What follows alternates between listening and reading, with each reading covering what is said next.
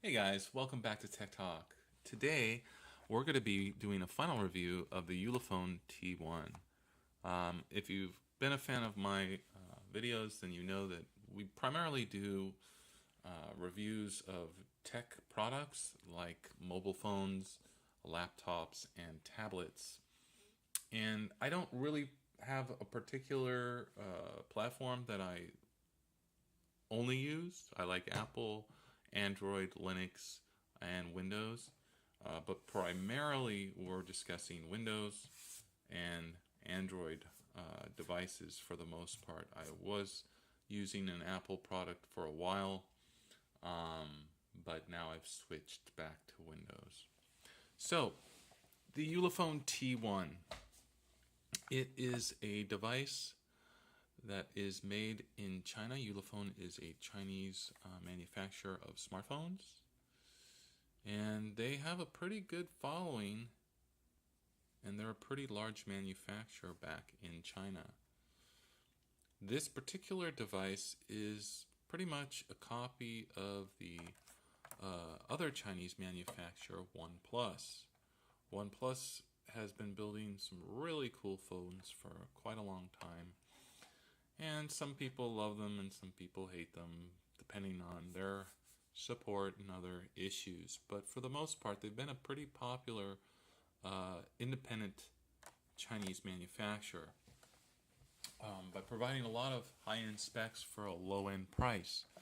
And Ulefone is basically taking that kind of idea and lowering the price even further and simply copying kind of OnePlus's design uh, in a lot of different ways. So OnePlus was smart in the fact that they did not try to add 10 or 15 layers of UI elements on top of Android. They basically kept it real simple, real stock. And Ulefone, for the most part, has kept that same philosophy. Sorry, guys, it's a little slippery. So I'm going to put this back in the case so I can hold it better and show you the features of the phone. So it has a fingerprint reader on the front. It has a 1080p 5.5-inch IPS LCD screen on the front. It has a 5 megapixel camera on the front with a flash. It has a multicolor LED indicator light on the front. On the back, you have, whoops, I'm sorry guys, looks like I put that case on incorrectly, but that's an easy fix. So on the back, we have our two cameras, a 12 megapixel and a 16 megapixel and a 5 megapixel with a dual LED flash on the back. The phone itself has an octa-core processor with 6 gigabytes of RAM, and it is a pretty fast device for the most part. Obviously, the OnePlus 5 came with a Snapdragon 835, which is a really fast processor. This comes with an MTK or a MediaTek processor. It's the Helio P25. Now, for those of us in the United States, we don't see too many MediaTek devices. Most of those are tablets. Very, very few, if any, phones have I ever seen in the United States using a MediaTek chipset. So this is the very first phone I have ever used fully with a complete MediaTek chipset. Sorry, I couldn't speak there for a second.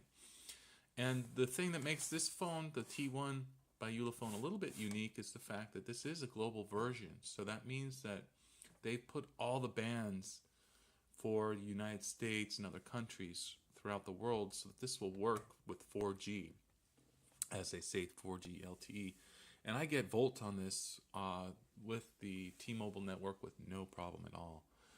It's got Android Nougat 7.0. It's unfortunate that they don't update to the 7.1.1. That's the problem with these budget devices, that you will never probably see any type of update ever at all. So you get what you get when you get it. That being said, other cheap budget devices do the same thing. ZTE, I'm looking at you. The Blade V8 Pro is stuck on Marshmallow, and it's never getting any kind of update. So, for the cost of this device, I got this on Amazon.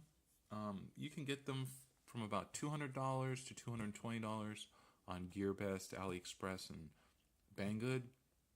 But if you want shipping that doesn't take 6 months to get here, you're going to spend another $30, $20 on the shipping. So that's going to make the total cost around $220 to $240, depending on where you get and what shipping options that you choose. So that for me was a little on the high end, but it was still respectable. I decided to look on Amazon because if I had a problem with the phone, I've had some issues with Chinese companies in sending the device back. So I thought, well, let me just try and get it through Amazon. They were a little more expensive, but they were having a sale. So I got the unit for $244 with all the fees included, and I got it within a couple days. So that was obviously much better service from Amazon, and the price wasn't that much different considering all of the costs. So if I were someone in the market for a new device, I would say this. Look, right now you're in a transition period. For all these Chinese manufacturers, they're gearing up to make their new devices.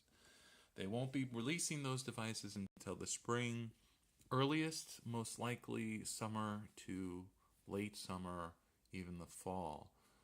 So all the new devices won't be coming out for a while. You're kind of stuck with what you got. But if you put too much money into what you're buying now, you're going to be on old hardware that's going to be updated this year.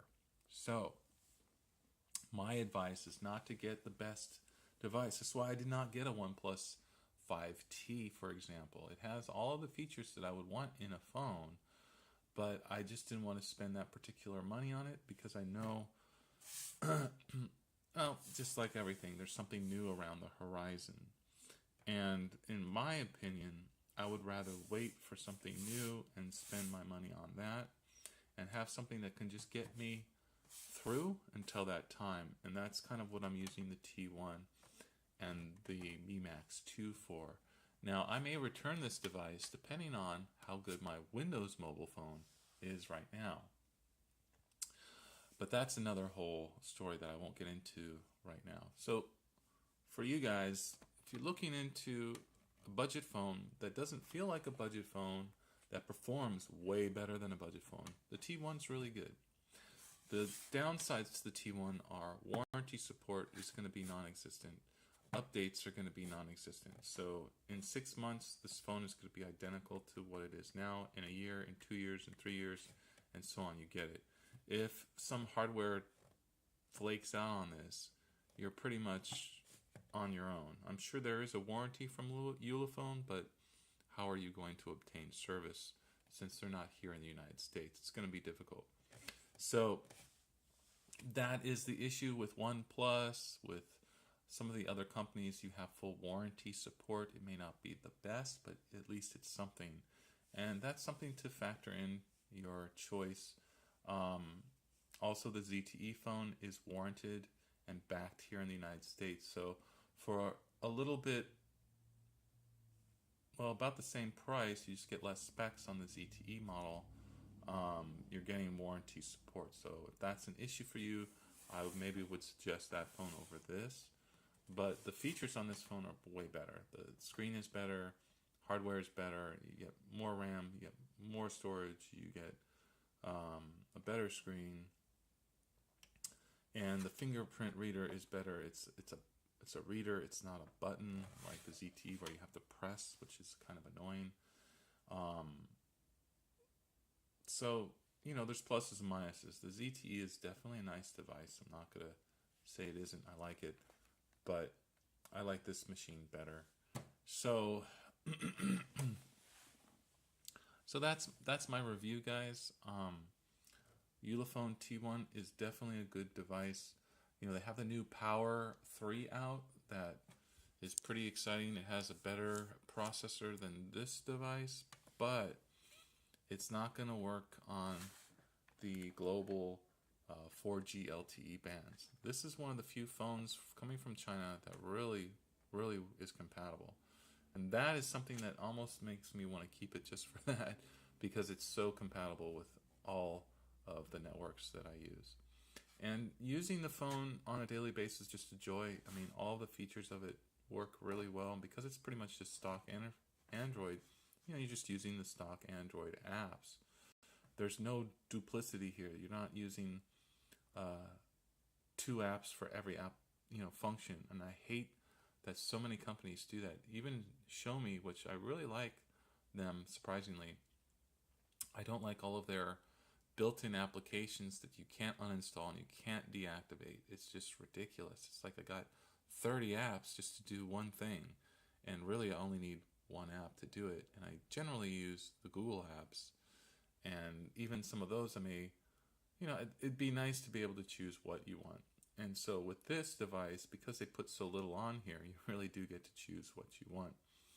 And because it is pretty much a stock interface, your RAM management on this is really good. So overall, Ulefone T1, I would say yes, it's a good phone, worth the money. Just keep in mind that if you're looking to upgrade in 2018, then you may want to wait for the next release that may be coming out. But I don't know. This device came out fairly recently, so it may be a while before they release a new model. And this model is quite capable of doing anything. Gaming, Asphalt 8 is great.